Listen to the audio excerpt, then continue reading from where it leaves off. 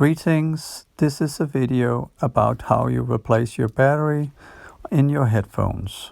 The battery I bought for my headphones do not have a plug, so you have to have some soldering skills to do this. You're going to look for a battery what the name of 80, 30, 40, 3.7 volts, and it has to be 1000 milliamps battery. It also has to have 3 wires and not 2 wires. It's important it only is 1000 milliamp battery because there's not enough room for a bigger battery in this headphone. The battery I found was a Chinese battery and it took about 2 months to get to my address. When I had the battery, I took the headphones apart and I took the old battery out of the headphones.